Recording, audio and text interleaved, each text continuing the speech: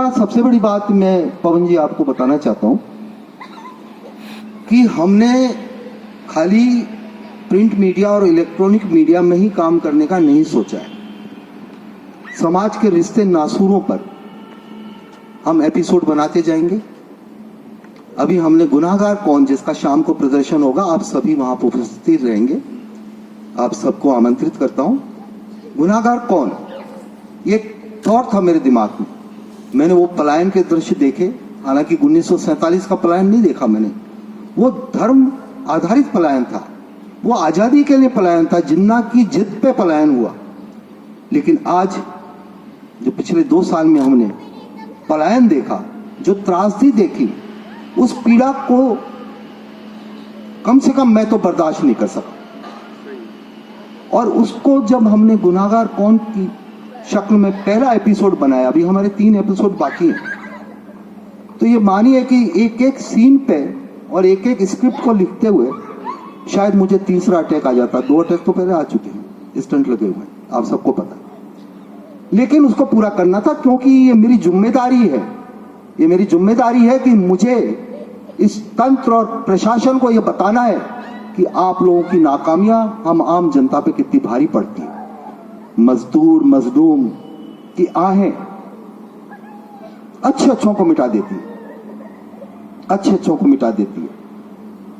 मैं ये नहीं कि 9.7% पैसा रिजर्व बैंक में आ गया तो काला धन कहां गया, ये सवाल उठते हैं।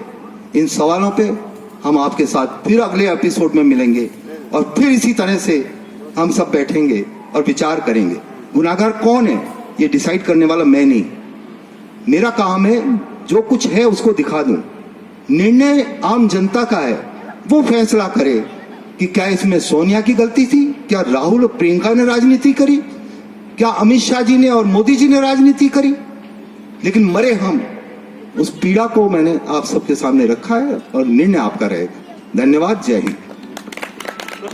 मैं यही कहना चाहता हूँ कि बेसिकली निडरता इतनी है और बेबाकी इतनी है कि वो अननोटिस जा ही नहीं सकती है। लेकिन इसी बात की तो तारीफ है कि अगर कोई व्यक्ति छोटे मोटे प्रलोभनों से या सरकारी सम्मान से या सरकारी उससे अगर अपना तौर तरीका बदल दे, अपना जो है शख्सियत बदल दे या प्रभावित हो जाए, तो फिर वो एक अलग तरह की बात है।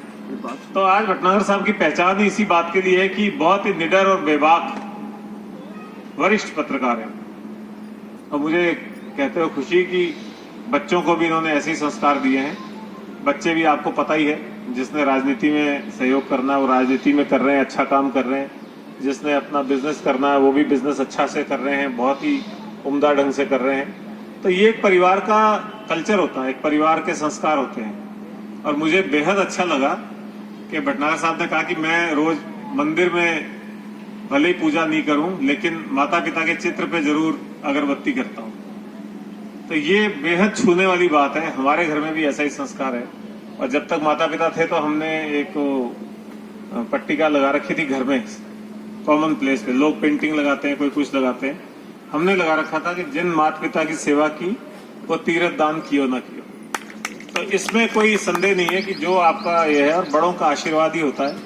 बड़ों के आशीर्वाद से ये सब जो अंदर की ताकत आती है, जो आत्मिक बल आता है, वो आत्मिक बल पीछे कोई ये बड़ों का आशीर्वाद होता है तभी आता है।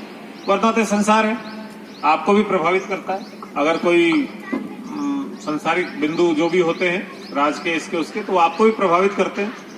मन डोल भी सकता है, आपकी जो सोच है वो डिग भी सकती है। लेकिन ऐसे माहौल में अडिग रहना, बेबाक रहना, निडर रहना और पूरे मनोयोग से, पूरे तल्लीनता से अपने काम को करते रहना, ये एक सीखने लायक बात है। तो आपने जो नया वेंचर शुरू किया है और पिताजी के नाम पे ही ये साहित्य शोध संस्थान की स्थापना करी है। लास्ट टर्मिनल बहुत अच्छे से चल ही रहा है। लास्ट टर्मिनल का जब भी अंक आता है तो सभी लोग उसको पूरा एक बार देखते हैं कि इसमें कोई ऐसी चीज तो नहीं है